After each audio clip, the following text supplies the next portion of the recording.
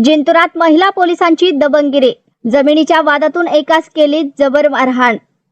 तू आमच्या मालकीची जमिनीची साफसफाई का करतो, असे म्हणून महिला पोलीस शिपायासह अन्य तिघांनी मिळून तालुक्यातील मालेगाव येथील किशन आढे यांना जबर मारहाण केले। ही घटना रविवारी सकाळी 10:30 वाजण्याच्या सुमारास मालेगाव शिवारात घडली। याबाबत किशन आढे यांच्या फिर्यादीवरून महिला पोलीस शिपायांसह 3 जणांवर जिंतूर पोलीस ठाण्यात गुन्हा दाखल करण्यात आला आहे। याबाबत किशन आढे यांनी दिलेल्या फिर्यादीत नमूद केले आहे की त्यांनी गावातील सीताराम राठोड यांच्याकडून 1 सप्टेंबर 2022 रोजी गट क्रमांक 68 मधील 6 गुंठे जमीन विकत घेतली होती। 24 फेब्रुवारी 2023 मध्ये हक्क सोड चिठ्ठी होऊन सदरील जमीन किशन आढे यांच्या नावावर झाली।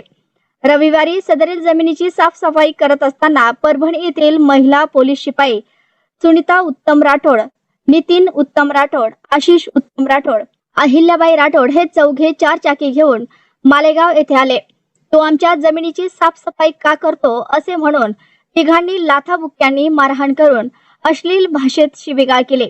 या माराने किशन आढे यांना जबर मुक्का मार लागला।